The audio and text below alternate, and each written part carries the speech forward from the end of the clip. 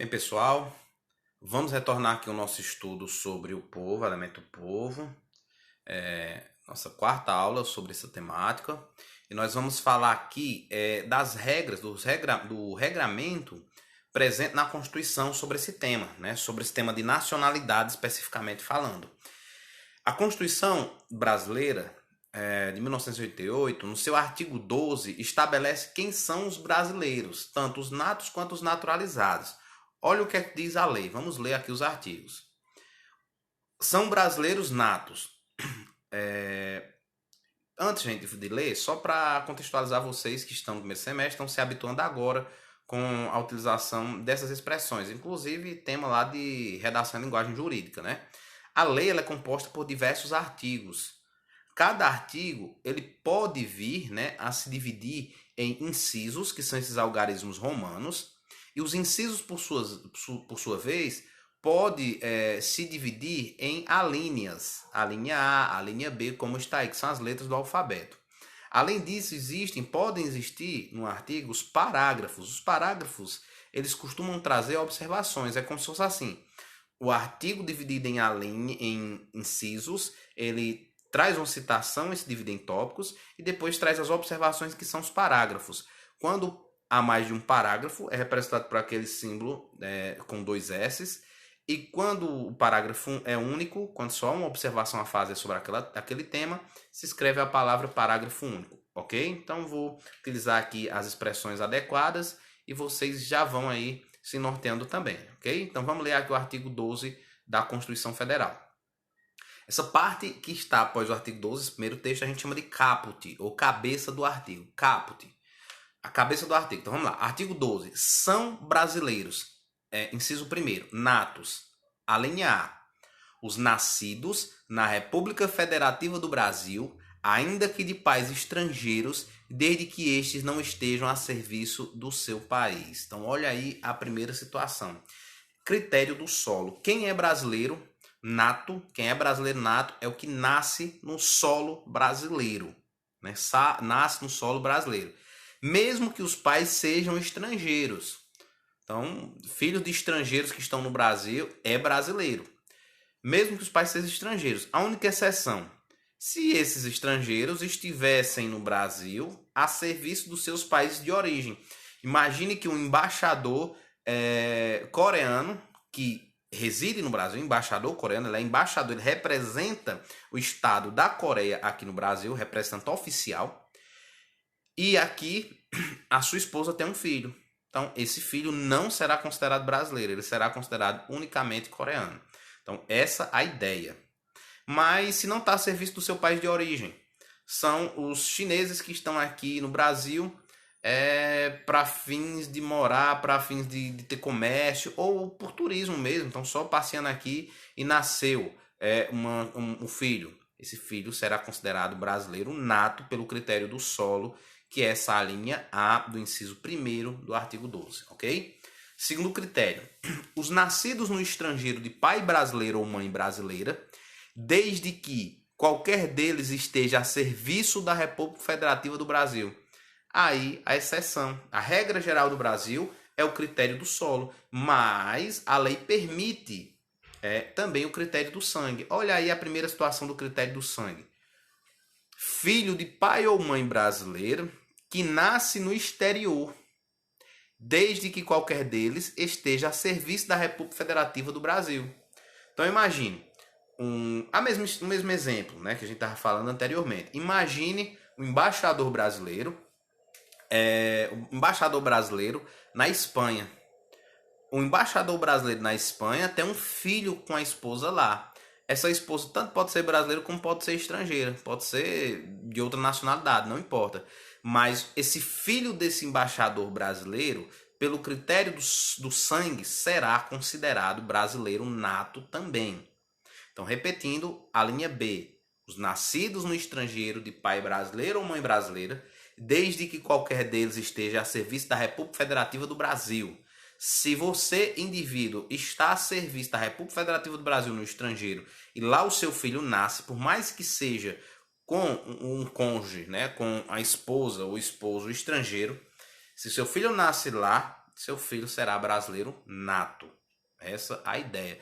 Jânio, e se imagine que esse embaixador brasileiro na Espanha fosse casado com uma espanhola? Esse filho também vai ser espanhol? Pode ser, pelo critério do sangue da Espanha, não tem problema. Mas pelo Brasil, ele é brasileiro nato, sem nenhuma restrição. Então essa é a segunda regra. Agora vamos para... Só um detalhe, gente. Fala assim, ó, esteja a serviço da República Federativa do Brasil. Aqui é importante a gente fazer a seguinte ressalva. A República Federativa do Brasil, ela é constituída pela União, pelos estados e municípios. Então, às vezes, por exemplo, se é que isso é possível, mas que seja uma pessoa que esteja a serviço do estado, né, do estado do Ceará, por exemplo, e lá no estrangeiro nasceu filho, o estado do Ceará faz parte do Brasil, então se aplica essa regra também, entendeu? Não precisa ser só funcionários, servidores federais, não. Pode ser servidores municipais ou servidores estaduais, se estiverem no exterior em uma missão, ou seja, a serviço do Estado brasileiro, do município ou do governo do Estado ou da União, enfim. Estiverem lá no exterior a trabalho e o filho nasce lá, aí ele é considerado brasileiro nato. Então essa é a ideia. Jânio era uma pessoa que estava só de férias. Ele é servidor público federal, ele imagina aí, sei lá, ele é um juiz federal, ou seja, trabalha para a República Federativa do Brasil. Mas ele está de férias, passeando na Europa e o filho dele nasce lá. Bem, a gente não aplica essa linha B porque ele não estava a serviço da República Federativa do Brasil. É quando o filho nasce no exterior e o pai ou a mãe está a serviço do Brasil lá no exterior. Brasil entenda não só a União, como os estados e os municípios. A linha C. Os nascidos no estrangeiro de pai brasileiro ou de mãe brasileira, desde que sejam registrados em repartição brasileira competente, ou venham a residir na República Federativa no Brasil e optem em qualquer tempo depois de atingir a maioridade pela nacionalidade brasileira. Esse é o caso que a gente estava falando do Ronald, o filho do Ronaldo e da Milene.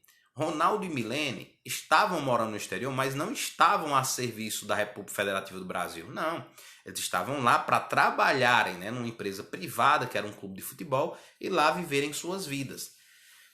Quando o filho deles nasce no estrangeiro, a regra geral é que não é brasileiro. Por quê? Porque não nasceu no solo brasileiro.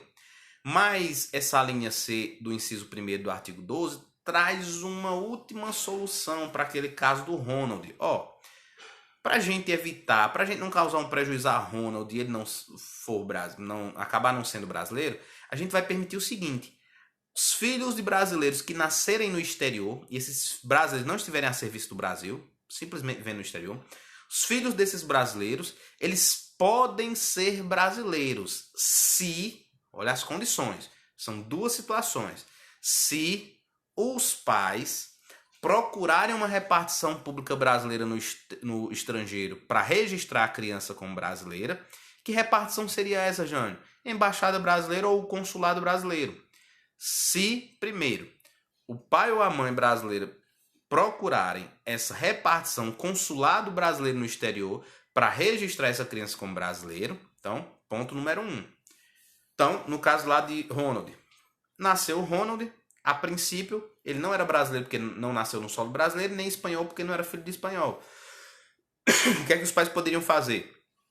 Procurar um consulado do Brasil na Espanha e lá solicitar o registro dele como brasileiro. Primeira situação. Mas vamos imaginar que eles não fizeram isso. Eles não fizeram o registro da criança no consulado brasileiro. Eles foram lá e registraram num cartório espanhol. Poderia ter feito o registro num cartório espanhol? Claro. O governo espanhol não ia negar esse registro, até porque ele nasceu lá, precisaria do registro em si. Certo, ele não procurou a embaixada nem um consulado brasileiro, Jânio. E agora? Aí vem a segunda alternativa para esse indivíduo, para o Ronald. Ou venham a residir na República Federativa do Brasil e optem em qualquer tempo depois de atingir a maioridade pela nacionalidade brasileira. Olha a solução. Primeira solução, vocês entenderam. Os pais estavam no estrangeiro, não estavam a serviço do Brasil no estrangeiro. Filho nasceu lá. Se os pais quiserem que essa criança seja brasileira, vão até um consulado ou cartório, ou embaixada, brasileira lá no exterior e lá fazem o registro dessa criança como brasileira. Não fizeram isso, Jane. E agora, como é que resolve?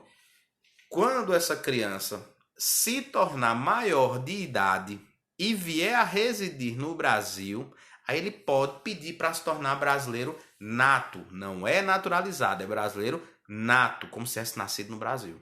Então, é essa parte final que diz da linha C. Ó. Ou venham a residir na República Federativa do Brasil e optem em qualquer tempo, depois de atingir a maioridade, pela nacionalidade brasileira. Tem que ser quando faz 18 anos? Não. Pode ser com 30, pode ser com 50, pode ser com 60.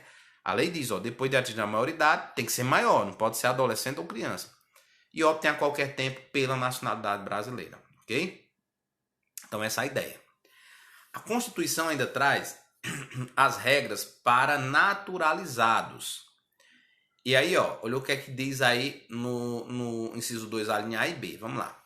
São brasileiros, 2, naturalizados, letra A, o que na forma da lei adquiram a nacionalidade brasileira, exigidas aos originários de países de língua portuguesa, apenas residência por um ano ininterrupto e idoneidade moral. Isso é critério de naturalização que a gente chama ordinária. O que é a naturalização ordinária? A naturalização ordinária é aquela em que o indivíduo ele reúne alguns requisitos que a lei exige, né? O Estatuto do Estrangeiro é a lei que vai falar sobre isso. A gente não vai detalhar aqui porque não necessita nesse momento. Mas o Estatuto do Estrangeiro ele traz alguns requisitos para que a pessoa possa, um estrangeiro, se tornar brasileiro. Primeiro, ele tem que viver legalmente no Brasil. Segundo, ele tem que viver durante um determinado tempo. Terceiro, ele tem que ter uma renda fixa, ele tem que ter, se não trabalhar, não tiver uma renda fixa, ele tem que ter dinheiro, ele tem que ser uma pessoa de posses, tem a riqueza. Exige uma série, tem que falar bem o português, quando vem de uma região que não fala português, enfim, tem uma série de requisitos.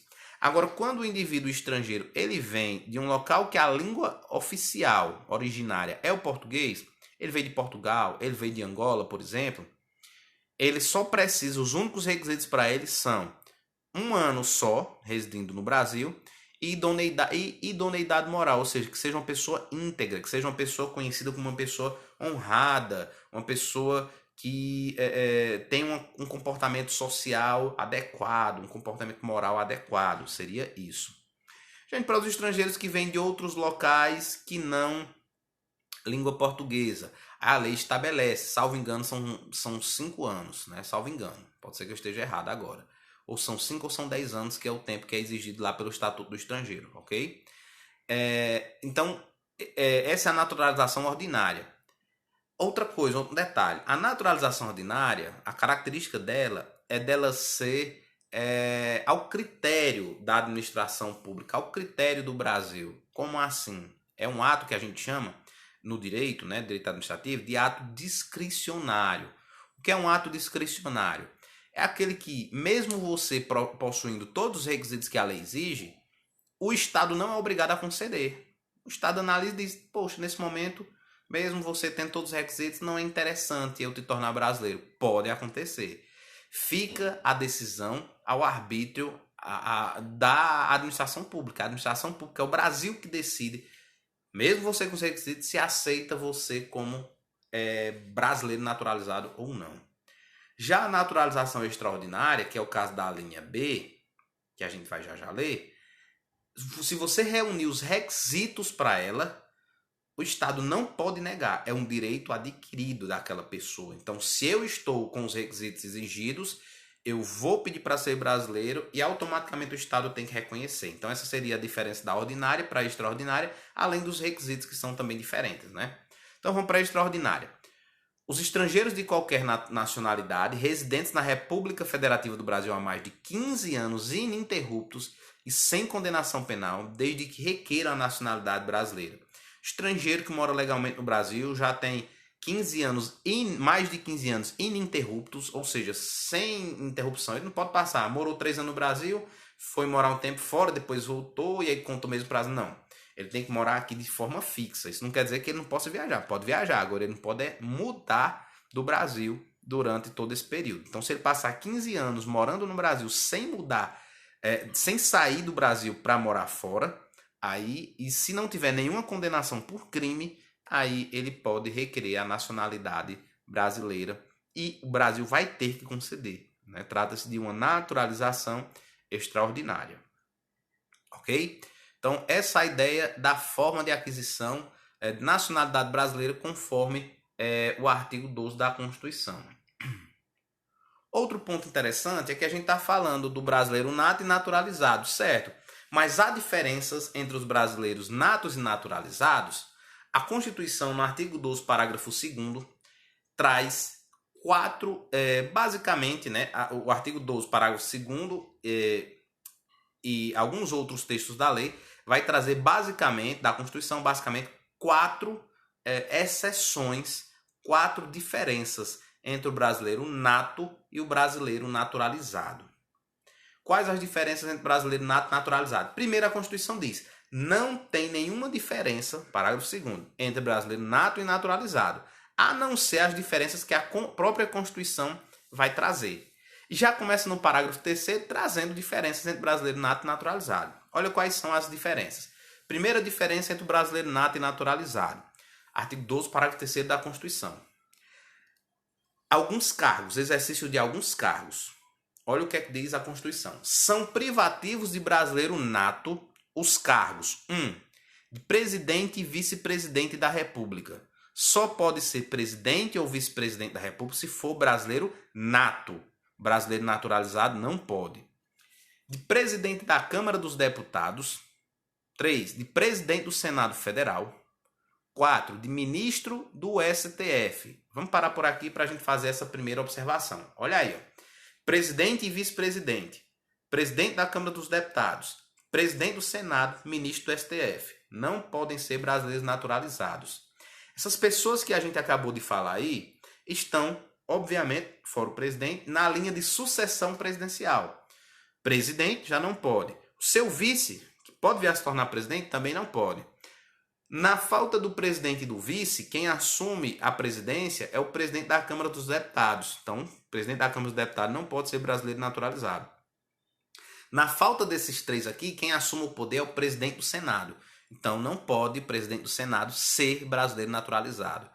Ministro do STF. Na falta do presidente e do vice-presidente, do presidente da Câmara, do presidente do Senado, quem assume a presidência é o presidente do STF.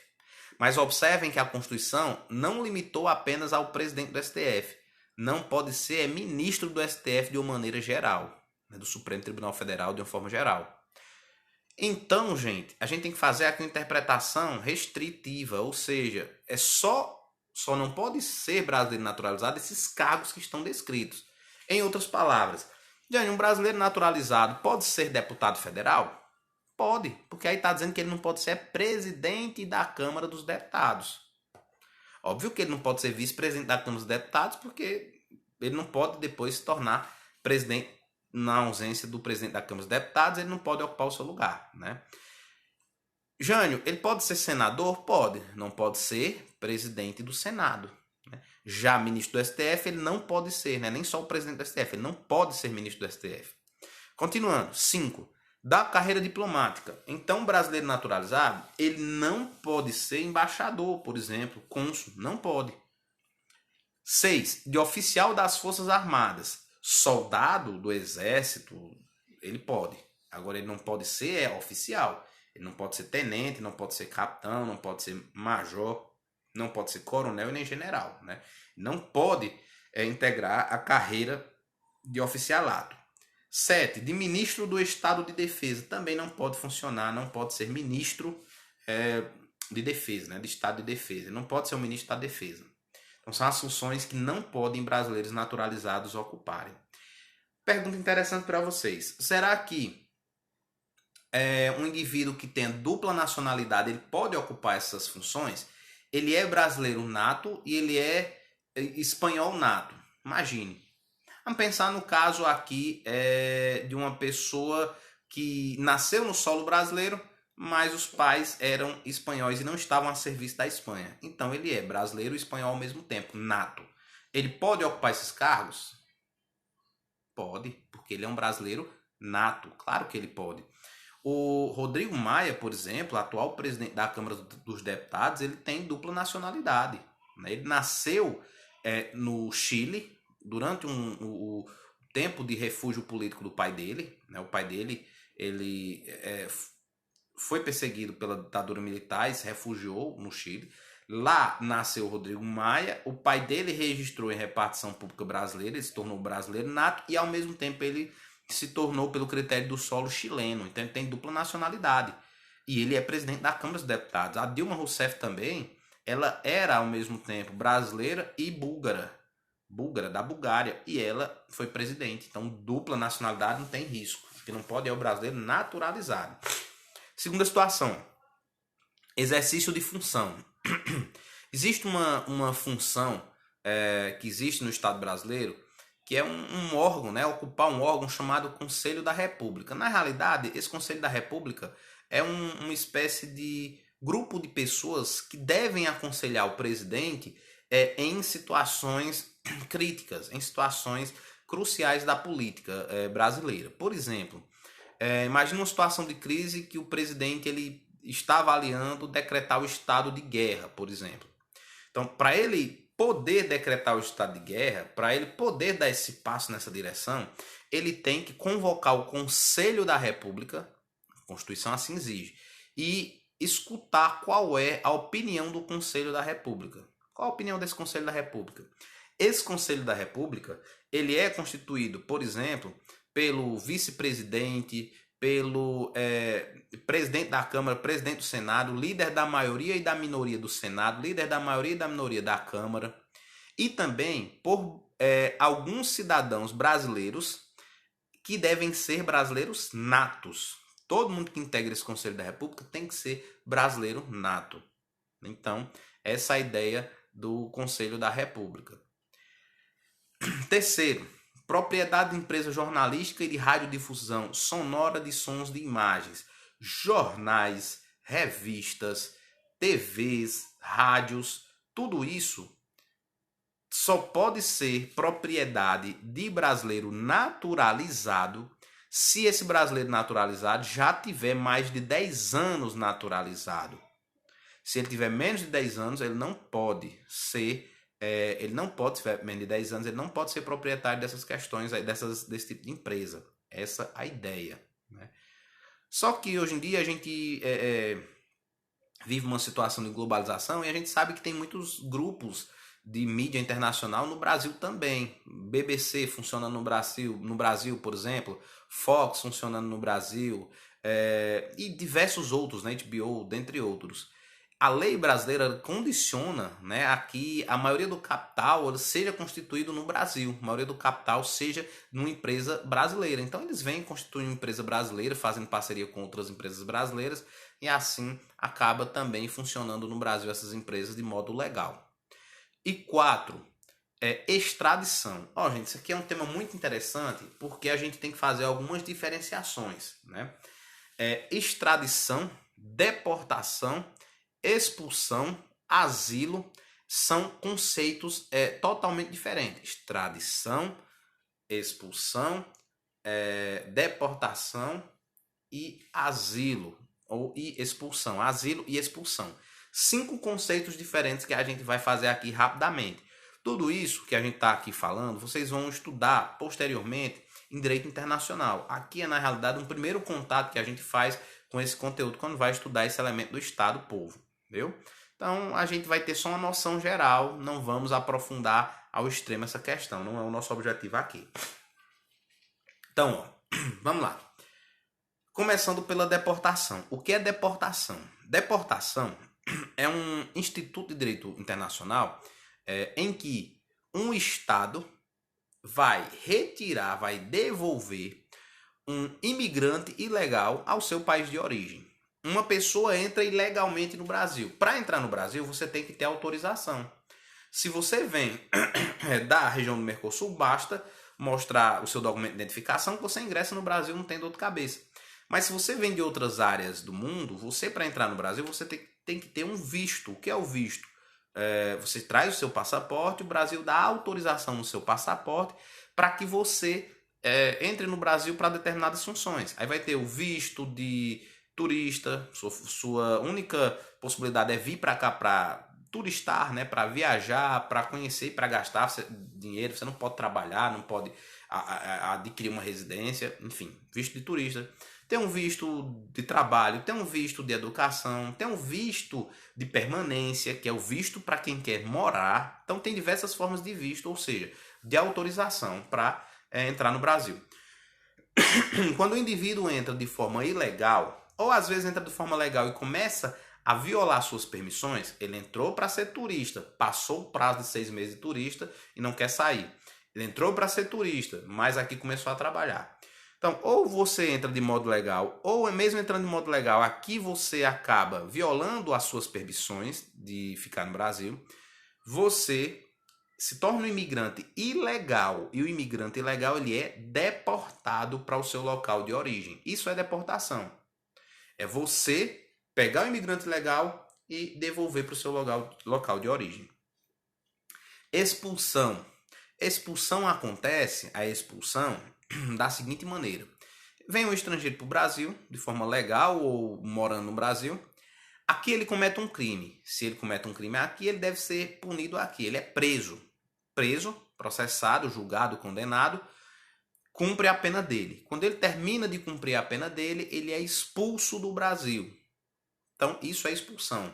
A expulsão acontece quando um criminoso estrangeiro aqui é preso. Após ele cumprir a pena, ele é banido do Brasil. Ele é expulso do Brasil. Isso é a expulsão. A extradição, né? Vamos para a extradição, porque é o que vem aqui determinado na lei. Quando é que acontece a extradição? A extradição, ela acontece quando o indivíduo comete um crime. Existem duas formas de extradição, ativa e passiva. A extradição acontece de forma passiva quando, por exemplo, vem um estrangeiro para o Brasil, só que ele cometeu um crime no exterior. Então, um indivíduo comete um crime na Alemanha, depois foge aqui para o Brasil. Chegando no Brasil, entra de forma legal no Brasil, entra aqui no Brasil, ou de forma ilegal, enfim. A Alemanha descobre que ele está aqui. Ele faz o pedido de extradição ao Brasil. Brasil, peço que você devolva esse criminoso para que ele seja punido aqui na Alemanha onde ele cometeu o crime. Isso é a extradição passiva. Quando é a extradição ativa, é quando isso acontece, mas o Brasil é quem está pedindo de volta. O criminoso, o indivíduo, sai do Brasil, comete um crime no Brasil, sai do Brasil e lá no exterior, o Brasil descobre que ele está num determinado local do exterior e o Brasil pede aquele local para que ele entregue o bandido, né, o suposto criminoso, para ser punido no Brasil. Vocês percebem, então, que a extradição ela funciona como uma espécie de cooperação internacional. Para evitar que pessoas cometam crimes em um local ou outro e depois fiquem impunes, fujam para outros locais. Então, essa é a ideia da extradição. Mas para que ocorra a extradição, tem uma série de regras que a gente não vai detalhar aqui, mas tem uma série de regras. Os países têm que ter entre si um acordo, tem que ter um tratado regulamentando isso. Se não tiver um acordo, pelo menos que prometam fechar o acordo. O Brasil ele só extradita para o exterior um criminoso se aquele local que está pedindo a extradição prometer que a pena a ser aplicada seria a pena máxima do Brasil. Não pode, por exemplo, o Brasil extraditar para o indivíduo pagar com uma pena de morte ou uma pena de prisão perpétua. Não pode. A extradição também só ocorre se no Brasil também um fato for crime. Então, por exemplo, o indivíduo praticou um ato no estrangeiro que não era crime aqui no Brasil. Então, o Brasil não vai extraditar. Então, tem regras para acontecer a extradição que a gente não vai delongar aqui, né? Sobre a extradição, assim diz a Constituição: nenhum brasileiro será extraditado, salvo o naturalizado, em caso de crime comum praticado antes da naturalização ou de comprovado envolvimento em tráfico ilícito de entorpecentes e drogas afins na forma da lei. Ou seja, vamos lá. Não pode brasileiro ser extraditado para o exterior. Essa é a regra geral. Se eu sou brasileiro, imagine eu brasileiro, viajo para os Estados Unidos e cometo um crime lá. Só que eu não sou preso, eu volto para o Brasil para não ser preso lá. Aí os Estados Unidos sabem que eu retornei para o Brasil e pede que o Brasil me extradite para os Estados Unidos para eu cumprir a pena lá. Isso não pode. Não pode. O Brasil não pode extraditar o brasileiro nato em nenhuma hipótese. E quando o brasileiro é naturalizado, porém, aí a regra tem uma pequena exceção. Já no brasileiro naturalizado, o brasileiro naturalizado, ele pode ser extraditado apenas por crimes que ele cometeu antes da naturalização. Por crimes antes da naturalização. Ou se for, mesmo um crime que ele praticou agora, se for um crime de tráfico ilícito de entorpecentes, se for um crime de tráfico de drogas, né? Só que sobre esse crime de tráfico de drogas, a Constituição exige a promulgação de uma lei, diz, ó, na forma da lei. E não existe essa lei até hoje. Então, na prática, o brasileiro naturalizado, ele só pode ser extraditado para o exterior se o crime que ele cometeu foi antes de se tornar brasileiro naturalizado. Se o crime foi depois, ou seja, o brasileiro naturalizado sai daqui, comete um crime no exterior e volta para o Brasil. Ele não pode ser extraditado para pagar pelo crime no exterior. Quer dizer que ele vai ficar totalmente impune, sem pagar pelo crime? Não, não quer dizer isso. Pode aquele país onde você cometeu o crime, onde esse brasileiro cometeu o crime, solicitar uma cooperação internacional no sentido de prenderem ele aqui. Ó, aqui teve o processo nos Estados Unidos, aqui teve a oportunidade de ele se defender, o processo correu tudo direitinho e ele foi condenado a pena de 5 anos de prisão. Brasil, eu peço que vocês prendam ele para ele ficar os 5 anos preso. E o Brasil vai sim cumprir, vai receber essa determinação e vai cumprir, vai prender aquela pessoa pelos 5 anos. Então, essa pessoa não vai ficar totalmente impune, não. Essa é a ideia, viu? Então, essa é a ideia de extradição, gente. Prosseguindo, para a gente encerrar, né? Começar a encerrar essa nossa temática aqui. Perda da condição de nacional. Quando o indivíduo perde a nacionalidade brasileira. Primeiro, cancelamento da naturalização por prática de atividade nociva ao interesse nacional. Isso é para o brasileiro naturalizado.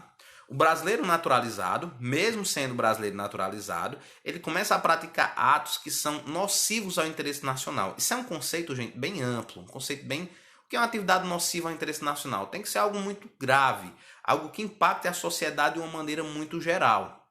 Se esse indivíduo ele pratica uma atividade dessa forma, ele pode ter a naturalização dele cancelada. Deixa eu dar um exemplo dessa situação. Alguns anos atrás, uma brasileira naturalizada, que era chinesa, ela estava no Brasil, tinha adquirido essa naturalização brasileira, perdão, só que ela estava envolvida com a máfia chinesa, onde ela estava facilitando tanto a imigração ilegal, estava no Brasil trabalhando junto a uma máfia chinesa para permitir a imigração ilegal, que pessoas viessem de forma ilegal da China, assim como ela estava participando de uma rede internacional de tráfico de pessoas. O que é isso? Prometia trabalho para as pessoas aqui no Brasil e no estrangeiro. Quando essas pessoas iam ir para o estrangeiro, para a China, elas iam servir como escravas, porque elas não recebiam nada, tinham os passaportes retidos, enfim, essa era a história. Essa mulher praticou algo muito grave e aquilo foi entendido pela Justiça Federal como algo muito grave, que ela poderia perder essa naturalização, e assim ela perdeu. Então, essa seria a ideia. 2. Aquisição voluntária de outra nacionalidade. Tanto vale para o naturalizado como para o brasileiro nato. Olha que situação interessante. O brasileiro nato ou naturalizado sai do Brasil, começa a viver em outro local, de modo legal, e lá pede a nacionalidade daquele local. Então, o brasileiro sai daqui, vai morar na Argentina e pede para se tornar argentino. A consequência é que ele deixa de ser brasileiro. Então, pronto, agora você é argentino e perdeu a nacionalidade brasileira.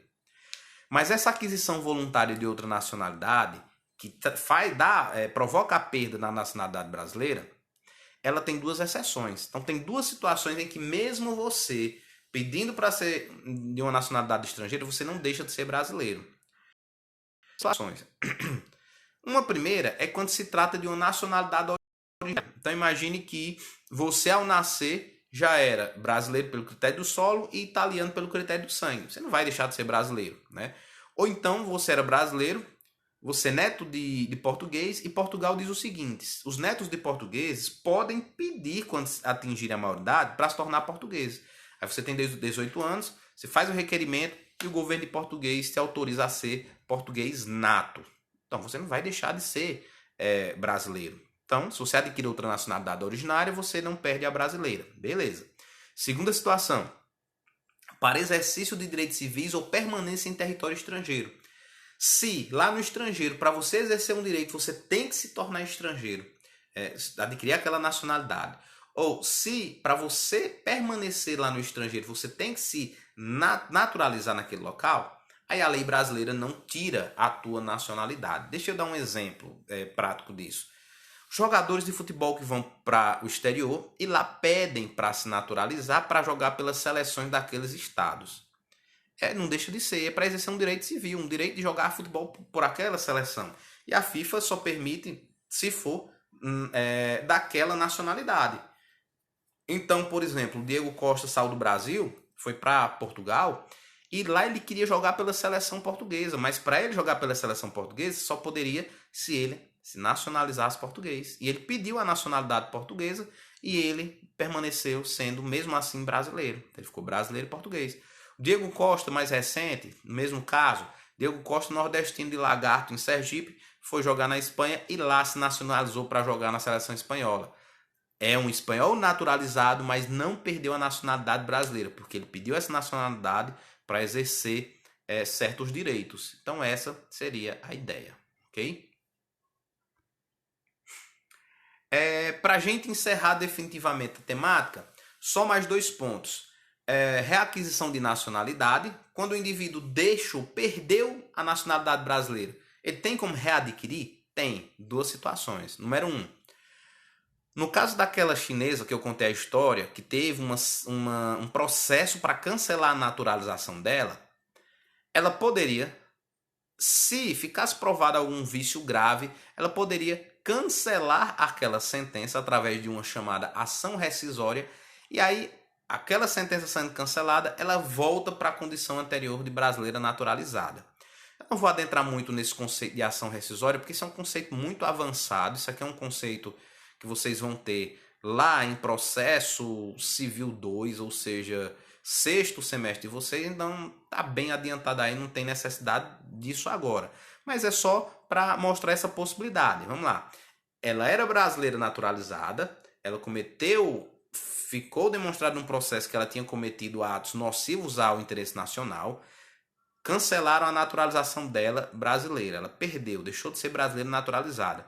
Porém, imagine que depois desse processo já ter sido julgado, transitado em julgado, se descobriram uma irregularidade, se descobriram que houve uma injustiça, se descobriram que as provas eram completamente falsas, que houve um caso de corrupção naquela questão do juiz, um exemplo. Aí ela pode entrar com essa ação rescisória para cancelar aquela decisão do juiz que retirou a nacionalidade dela do Brasil, de brasileira. Segunda situação. Eu sou brasileiro, vou morar no exterior. E lá eu peço para me tornar daquela nacionalidade, argentino. Não foi porque a Argentina me exigiu para exercer nenhum direito e nem foi porque a Argentina exigiu para eu continuar lá. Foi simplesmente porque eu gosto muito da Argentina. Eu quis me tornar argentino. Vocês lembram que se eu fizer isso, eu perco a nacionalidade brasileira. Porém, essa lei que está aí, a Lei 13.455/2017, ela permite que eu possa fazer um pedido ao presidente, direto ao presidente. Presidente, eu sei que eu perdi a nacionalidade brasileira porque eu pedi para me tornar argentino, mas eu amo o Brasil, queria continuar sendo brasileiro. E o presidente analisa e se ele quiser, aí é um ato discricionário do presidente, ele pode, através de um decreto presidencial, devolver sua nacionalidade brasileira. Pode, realmente tudo bem, compreendo o seu ponto de vista, eu vou aceitar que você seja sim brasileiro nato novamente. Então essa seria a ideia desse decreto presidencial fundamentado nessa lei, ok? E por fim, para a gente encerrar esse ponto, a gente vai falar dos portugueses na sua situação de quase nacional. Os portugueses, eles acabam tendo um tratamento diferenciado no Brasil, se assim quiserem, assim como o Brasil lá em Portugal. Olha o que é que diz a Constituição no artigo 12, parágrafo 1º. Aos portugueses com residência permanente no país, no caso Brasil, se houver reciprocidade em favor de brasileiros, serão atribuídos os direitos inerentes ao brasileiro, salvo os casos previstos nesta Constituição. Então, aos portugueses com residência permanente no país, ou seja, portugueses com visto de permanente no Brasil, estrangeiros que vieram para o Brasil de forma legal, eles foram autorizados, vivem no Brasil. Se houver reciprocidade em favor dos brasileiros em Portugal, e há, é esse documentozinho aí que está abaixo, ó, Convenção sobre Igualdade de Direitos e Deveres entre Brasileiros e Portugueses, que no Brasil foi incorporado através desse decreto de 1972, ou seja, desde a década de 70 existe esse acordo. Um brasileiro que viva de forma legal, autorizada, com visto de permanente lá em Portugal, ou o português que vive de modo legal no Brasil com visto de permanente, pode pedir esse tratamento diferenciado, esse tratamento de quase nacional. Ou seja, eles vão ser tratados, o brasileiro lá em Portugal e o português aqui no Brasil, como se fossem nacionais. Eles continuam sendo estrangeiros, mas têm o mesmo tratamento de um naturalizado. Em outras palavras, o português vem de Portugal para o Brasil com visto legalizado, vive no Brasil, ele tem um visto permanente, ele mora no Brasil e ele pode, se ele quiser, esse tratamento diferenciado. Tendo esse tratamento diferenciado, ele vai ser tratado como se fosse um brasileiro naturalizado. Ele não fica naturalizado, ele não se torna brasileiro. Ele continua sendo estrangeiro, continua sendo português, mas ele fica sendo tratado como se fosse brasileiro naturalizado, com os mesmos direitos de um brasileiro naturalizado. Ele pode ter uma carreira política, por exemplo, mas ele continua sendo estrangeiro? Sim. Vai ser um estrangeiro, ele pode ter carreira política, ele pode tirar o título de eleitor e votar, ele pode ter os mesmos direitos que um brasileiro naturalizado teria. Então essa é a ideia da condição de quase nacional. Olha o que é que diz aí esses artigos da Convenção de Igualdade de Tratamento entre Portugueses e Brasileiros, que traz toda essa regulamentação. Olha o que é que diz, ó. Artigo 5º. A igualdade de direitos e deveres será reconhecida mediante decisão do Ministério da Justiça no Brasil e do Ministro do Interior em Portugal, aos portugueses e brasileiros que a requeiram, desde que civilmente capazes e com residência permanente. Então, português vive aqui no Brasil, ele quer ter esse tratamento de quase nacional e continuar sendo estrangeiro, continuar sendo português, ele faz um pedido na Polícia Federal, esse pedido é encaminhado para o Ministro da Justiça e o Ministro da Justiça decide se aceita ou não. Decidindo pela aceitação, ele recebe um documento provando essa sua condição de tratamento diferenciado e ele vai ter os benefícios como se fosse um brasileiro naturalizado, continuando com a situação de português de estrangeiro. Mesma coisa lá em Portugal. O brasileiro, da mesma forma, vai ter essa possibilidade. Olha o artigo 7º. Item 1. O gozo de direitos políticos por portugueses no Brasil e por brasileiros em Portugal só será reconhecido aos que tiverem 5 anos de residência permanente e depende de requerimento da autoridade competente. Em outras palavras, português chega aqui, pede para ter esse tratamento diferenciado. Para ele ter os direitos políticos como um brasileiro naturalizado, ele tem primeiro que comprovar que já tem 5 anos de residência permanente aqui, ele já mora há 5 anos no Brasil, de forma legal, e ele tem que requerer o título de eleitor, que é o que diz aí, depende de requerimento da autoridade competente. Ele tem que requerer o título de eleitor, o cadastro eleitoral dele na Justiça Eleitoral. 2. A igualdade quanto aos direitos políticos não abrange as pessoas que no estado da nacionalidade houverem sido privadas de direitos equivalentes. O português perdeu os direitos políticos em Portugal, ele não pode vir para o Brasil e pedir os direitos políticos aqui. Terceiro, o gozo de direitos políticos no estado de residência importa na suspensão dos mesmos direitos no estado da nacionalidade. Ele reside no Brasil, já está exercendo direitos políticos aqui, se candidatou a governador do estado do Ceará. Olha aí, e pode. Ele é tratado como se fosse um brasileiro naturalizado. Mas ele não pode, ao mesmo tempo, ir exercer os direitos políticos em Portugal. É isso que está dizendo esse item 3. Né? Por isso, gente, que é assim, ó. Olha a afirmação que eu vou fazer aqui para a gente encerrar essa discussão. Todo povo é cidadão? Não. Porque a gente viu que o povo são todas as pessoas que têm um vínculo jurídico com o Estado. Uma criança é povo, mas uma criança não é cidadã porque ela não tem direitos políticos, certo? Todo cidadão é povo? Todo cidadão é povo? Bem, gente, para ser cidadão brasileiro, ou seja, ter direitos políticos no Brasil, você tem que ser brasileiro e tem que ter acima de 16 anos, né? Então, todo cidadão é povo brasileiro. Não. Exceção, português. Português, que se tiver esse tratamento de quase nacional, esse tratamento diferenciado, ele pode se cadastrar eleitoralmente, ele pode ser cidadão brasileiro, porque exerce os direitos políticos no Brasil, mas ele continua sendo povo estrangeiro. Ele não vai ser povo brasileiro. Olha que situação curiosa. Porque ele não se naturalizou no brasileiro. Ele não é naturalizado, ele continua sendo português. Então ele é povo de Portugal, mas cidadão brasileiro. E a mesma coisa, vocês viram, pode acontecer em relação ao brasileiro, ok? Então, com isso, com essa última videoaula, a gente encerra essa temática que envolve povo, nacionalidade, cidadania, toda essa discussão, para que a gente possa, num próximo momento, iniciar o estudo sobre o território e depois finalizar com a soberania, ok? Pois é isso aí, gente. Um forte abraço e até a próxima.